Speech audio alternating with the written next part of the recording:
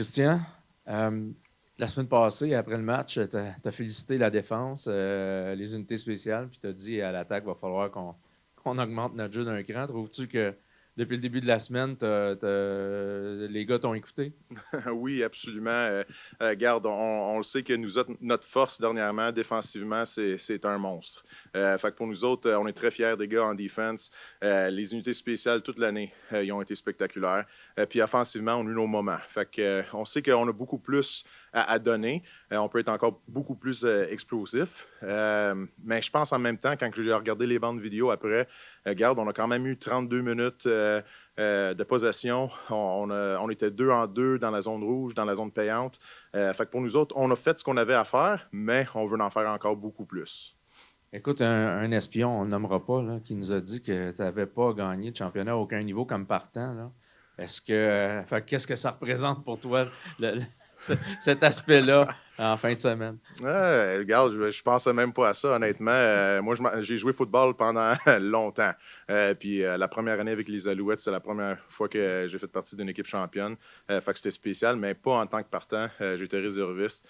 Mais regarde, j'ai appris de ça. J'ai regardé les gars comme Scott Flory, Luc Brodeur-Jourdain, Andrew Woodruff, tous ces gars-là, Josh Burke. Et puis, j'ai beaucoup appris de cette équipe-là, des gars comme Anthony Calvillo, tout le kit Ben Cahoon. Fait que j'ai vécu des beaux moments, puis j'ai beaucoup appris.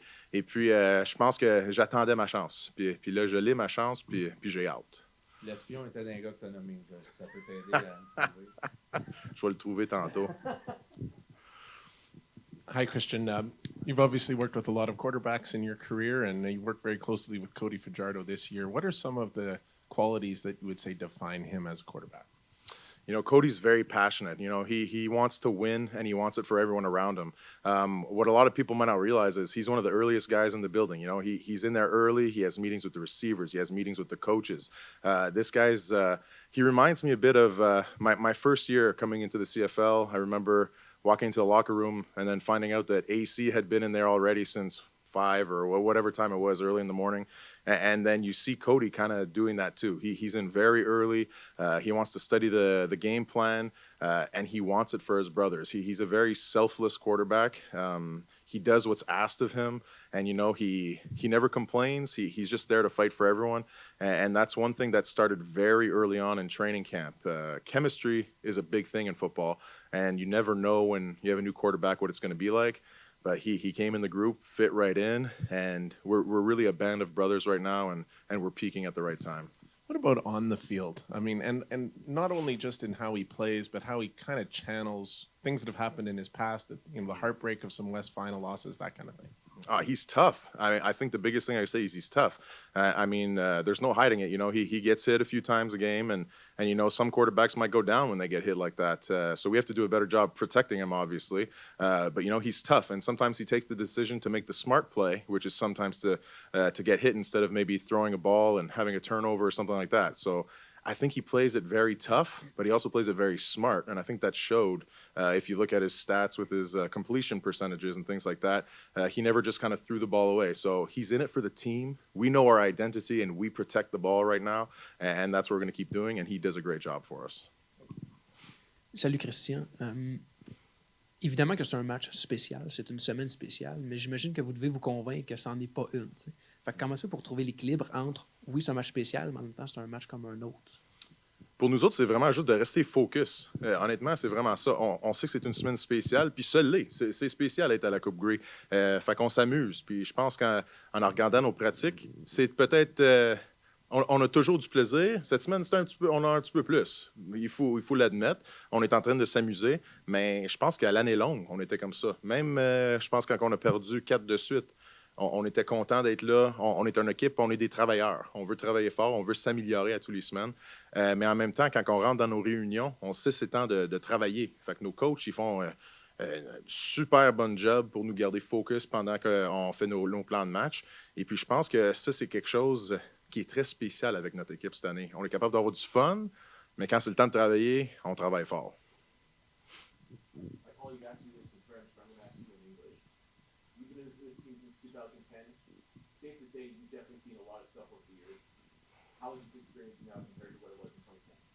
Man, that's a good question. I was a lot younger in 2010, but it was a learning experience for me.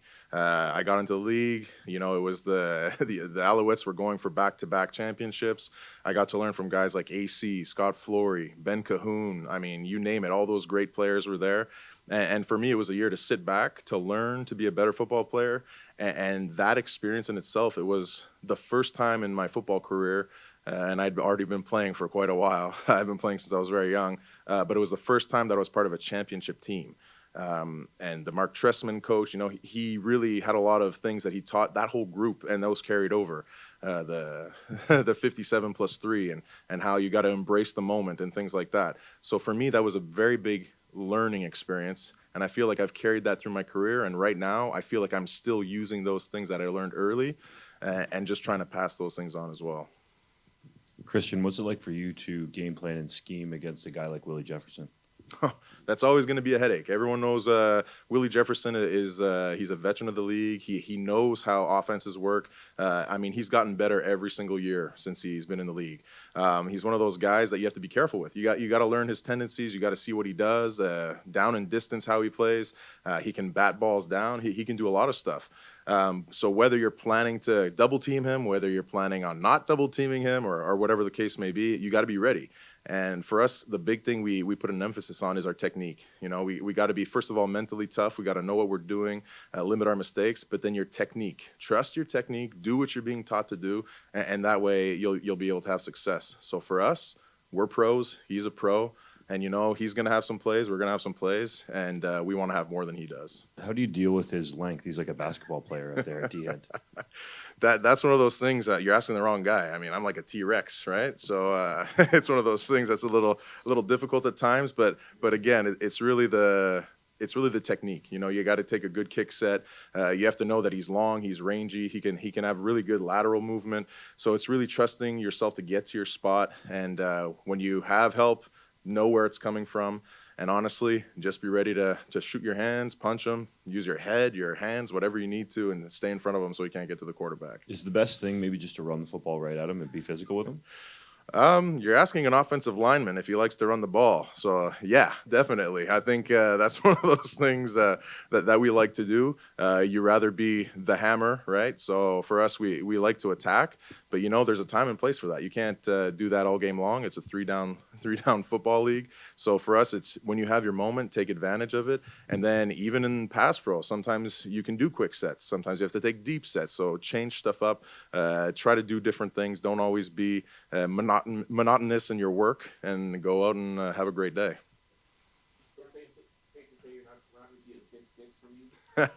No, not at all. I'm just going to do what I always do, and that's what our guys are all going to do, what we always do, and honestly, we're just going to trust our technique and do what we have to do. Kristian, Philippe Bessette de TVA Sport. Qu'est-ce que tu réponds justement aux gens qui disent que l'attaque doit en faire plus pour gagner le match dimanche?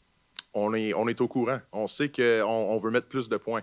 On veut pas que ce soit juste notre défense qui fait des touchés. T'sais, nous autres, on veut protéger le ballon, premièrement, comme j'ai dit, mais on veut mettre la pression. C'est ça que nous autres, on veut faire. Parce que quand on met de la pression offensivement, c'est plus difficile pour l'autre équipe. Puis on sait déjà, eux autres, 3 phases du jeu, ça joue bien. Puis nous autres, dernièrement, c'est vraiment défensivement qu'on joue, puis on fait du football complémentaire, comme j'ai dit tantôt. Mais vraiment, si nous autres, on est capable de mettre la pression, ça va changer les choses pour eux aussi. Vous dites que vous le savez. Est-ce que ça vous met une pression supplémentaire? Pas du tout. Honnêtement, nous autres, on suit notre plan de match, puis à tous les semaines, c'est différent.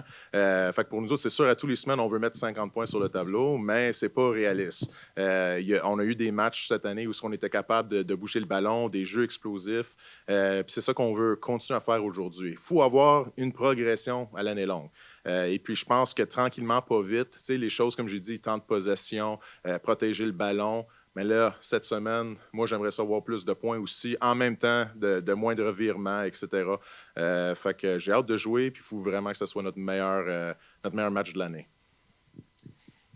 Given the arc of your career and what's happened with the team since 2010, being back here, can you talk a little bit about what this opportunity means to you and the franchise? I mean, it's a special feeling. I think for everyone from the top all the way down. I think the off season, all the turmoil that was happening with the ownership and all that, it was very difficult. And a lot of people obviously had us pick dead last for everything because of things like that. But I think it unified us more than anything. And, you know, I had that lull of years where we didn't even make the playoffs. But then since about 2019, there's been a shift in Montreal. There's a few core players that have been around now for a few years with added pieces every year. Then you have Danny that came in, more stability. And now our owner, having a local owner is huge, and a guy who just wants it for us too. Mr. Pelado has done everything for this team, and we're very grateful to him because without him, who knows where the Alouettes would be right now. But like you said, it's a special feeling. Montreal is a special city. When you're winning, when you're getting into the playoffs, everything becomes a little more special. And we're looking forward to giving a good show this week. How do you feel personally about being the link to what most people call the glory days of this franchise to today? Wow, am I that young? Yeah, so I guess it's a badge of honor, right? It's one of those things I mentioned earlier. I got to play with a lot of great football players, Hall of Famers, and being that link to show you, you know, it's possible after maybe that many years to get back. But also it's also a learning experience because guys can see, hey, rookies this year will be like, all right, I got to take advantage of this. I have to know that, you know, Kristian didn't make it back till, 13 years later.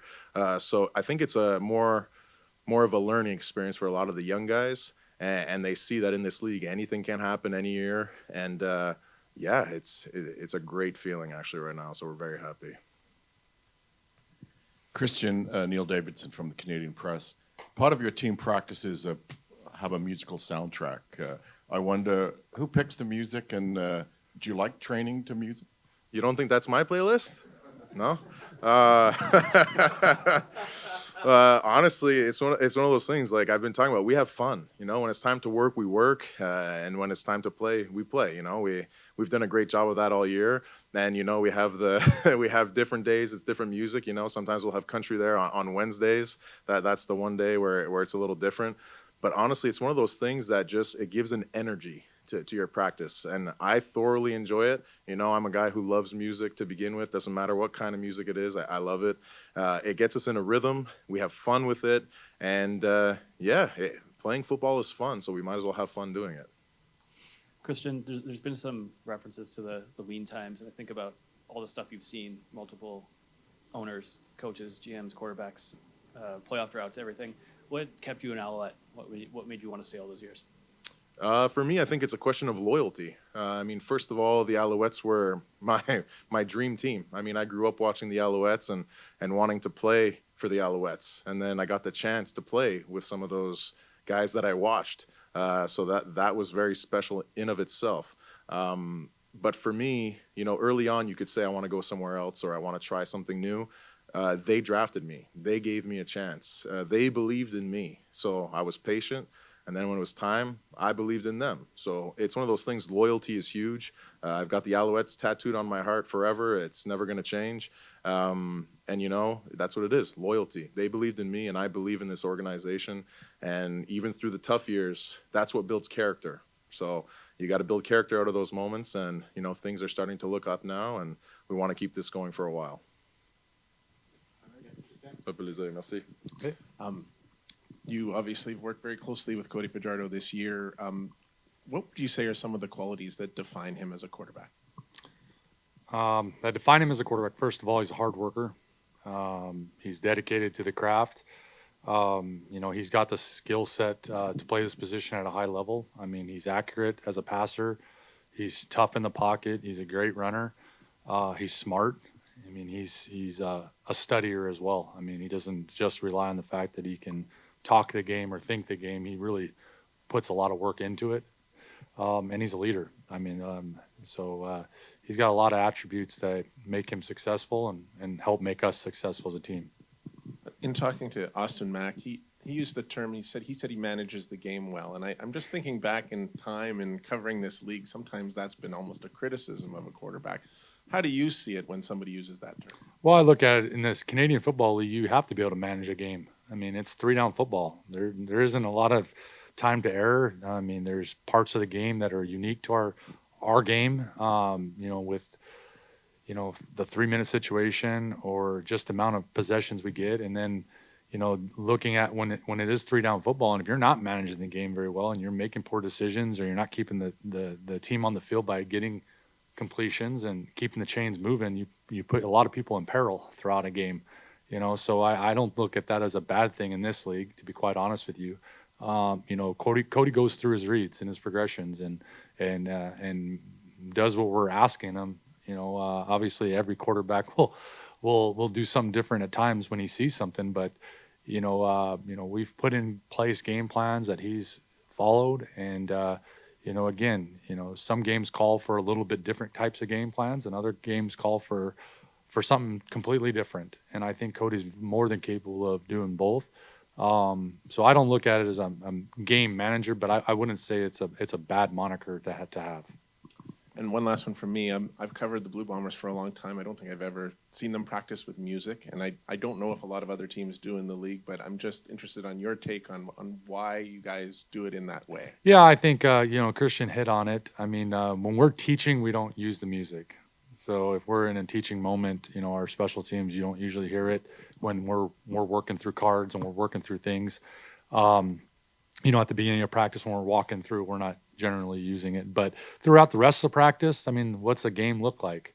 Most of the games are there's a lot of things going on in the atmosphere and, crowd atmosphere. So, you want to have guys that are kind of getting in a rhythm, or at least, I don't know if it's distracting. It's just, I'll tell you this, there's a big difference when you don't have it after you've had it. So I think it just keeps everybody just a little bit different in tune, I guess. Since we've gone to it, I've really enjoyed it. It takes a little bit getting used to.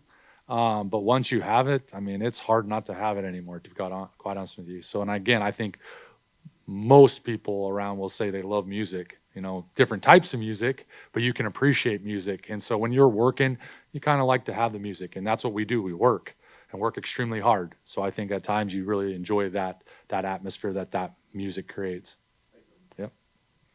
Hey, Jason, after last game, Kristian Matt in his post-game speech, congratulated the defense, congratulated special teams. And when it came to the offense, guys, we're going to need to pick it up. Do you feel that your offense picked it up this week from what you've seen so far? Yeah, I mean, I think we've had a good week of work, all three phases, to be quite honest with you. And again, a team wins on all three phases. It doesn't just win on one or two. It's got to take all three. So, we did our part on offense last week. Do we need to be better in all three phases this week? Absolutely. That was the mindset coming into this week was, we've gotten to this game, but in order to win this game, we better be better. We have to be at our absolute best to win this game. And the only way we could do that is getting better this week, working against one another, competing against one another in practice. So I believe our offense has gotten better because we've gotten 2 more days of work on the field. We had an extra 3 days of meetings, and I think we made our defense better, and I think our special teams worked extremely hard together. So I think as a team, we're going to be better. And that's what it's going to take. When you're talking about playing against a team that's, as tough to beat as Winnipeg is, you got to be at your best. And so, yes, ultimately, I believe we've gotten better as an offense, and we have great confidence in our room that we'll go out there and do the necessary things to help our team win. You've said many times this season that it helps your offense to work against your defense because they're such a great group. Winnipeg has a good defense too. How much how much is it good to have to count on such a great group on defense on your end to practice for a game like that? Yeah, I mean, I think it's huge. There's the saying, I see it in Hamilton's weight room there, iron sharpens iron. I mean, that's an old saying, but it's true. I mean, when you go against a team, and again, Winnipeg has a great defense, and you're going against what you arguably believe is one of the best in the league, playing at such a tough level, you feel like they make you better every single day. I think we make each other better. Offense, defense, like I said, when we go against one another, shoot, that's some really good competition there. And we give her in practice. That's one thing that we hang our hat on is you better be ready to practice if you play for the Alouettes, because that's what we expect. That's our expectation, and it's only for that matter. We have so much respect for our opponents that if we don't give her every day, we're not going to be at our best. And we need to be at our best each and every week to beat people. So, I think it helps tremendously to go against defense. The other thing that helps our offense, and maybe this is why we're good at, taking care of the ball, is our defense looks to take the ball away all the time. So you've got to make good decisions for Cody in practice, working through progressions. Against defenses, we're going ones versus ones. We're not carding anything when we go against our defense. So they're putting up their game plan that they're going to do, and it's totally different at times than what we're going to face. So Cody's expecting one thing, gets a different look, and he's got to make a good decision and throw the ball accurately. Then once our guys catch the ball, we haven't been afraid to say, go knock it out. If you hurt one of our receivers and hit his hand and break a finger, we don't care.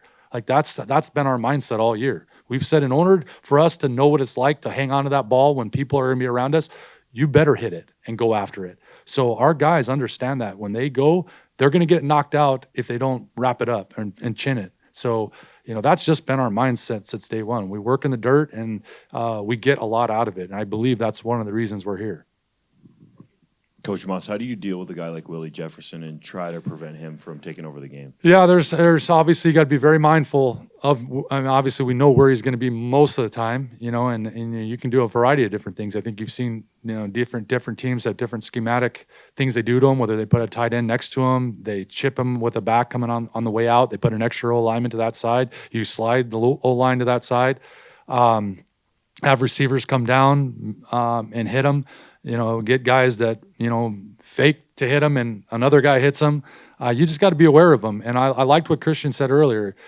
At the end of the day, you really got to use great technique when you go against him because he's somewhat unpredictable. There's some things that he's going to do, and you've got to play to those tendencies. But he's fully capable of doing other things. And he is long and he's athletic and he's a great football player. I mean, he's a Hall of Famer in my mind. So with those guys, they're going to make plays. You got to be mentally tough enough to say, hey, he's going to make some. What we can't do is not use our technique and let him make a play. If he makes one, when we get great technique and we do all these things schematically and he still makes a play, well, hell, he's a hell of a player. He's going to do that.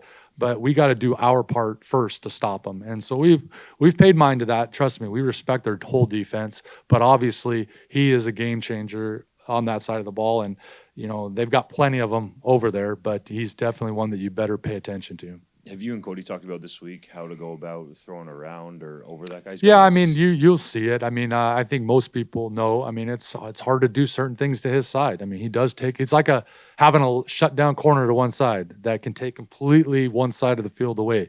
I mean, when you go up to that side, you better be prepared for, better be perfect. Because he'll make you pay if you're not. So, there is such a thing as going strength versus strength, but there's another thing where, there's certain things it's not worth it. The risk isn't worth the reward, at times. So, again, it comes down to an awareness factor of where he is and what he can do. And then from there, you got to play football and got to be confident that the plan is the plan and you use technique and you were physical football players and, we're professionals as well. He's going to go up against guys that can get the job done. It's just a matter of us getting it done more than he does. Jason over here. What does it mean to you you mentioned iron sharpens iron. You're in the locker room of your good friend is the head coach in. Have you spoken to Orlando this week and does it feel a little serendipitous to be in that locker room? Yeah, I mean, he texted me early. Obviously, we saw him after our last game and congratulated and all that stuff. And I know that's all small talk, after games. But the text and things like that always mean something to you, especially when they come from a great friend. He's got two great friends in this game. So I'm, very fortunate to know Orlando and feel so strong about him and his family. It means always a lot when it comes from someone like that to wish you good luck. And, if you need anything, don't be afraid to call kind of thing. And then obviously appreciate like hell what the Hamilton Tiger Cats have done for us here, with the facility being so gracious. It's a great facility and we've been treating it with as much respect as you can imagine. And it's something new to us because we don't have this at home. And so it's something that our guys have definitely, it means a lot. It means a lot. That's all I'll say. So it's a heck of a deal that we're dealing with here. And on that, just on that path, correct me if I'm wrong. It's been a few years, but did you learn the practicing with music from 12? Because I remember being on the field and Scott Milanovic had very much the same kind of idea of guys can play with music, and yet when it's time to coach them up, you take it off. Yeah, I think when you go down in South and you travel around and watch different people practice that we're afforded to do with professional development up here. Just about everybody down South had music going at practices, and I think that's probably when I first noticed it, to be honest with you. And then when you start talking to coaches up here, it's like, why wouldn't we do that? Honestly, I'm telling you right now, when I go down there or I go to another practice that doesn't have music, it makes it drag on, in my opinion. And it's just so nice to have that. I don't know if it's loud noise. It's like sleeping with brown noise on that I sleep with. I mean, it's just a buzzing that goes, and then you hear a nice tune and you listen to it and makes you, think differently about where you are. I like it. So I think it's a good thing. And yes, I mean, we definitely have used it since then. And the other thing it does, I mean, you can have it cranked up and it's loud, and you've got to talk with command as a quarterback or communicate on defense. When you're communicating with guys next to you, it's more like what a game's like, where it's loud and, especially in big moments of games. So it allows guys to practice that communication and not have it like, it's so quiet. Like most of our games aren't like that. I don't have a say in any songs, to be honest with you. I think this year maybe there's been a couple times I've had requests, but and obviously if I'm asking for something, it's going to get done. But I try not to use that card very often. It's not worth the music's not worth it to me to have that, to use that card. I don't use it for the music. Let's put it that way.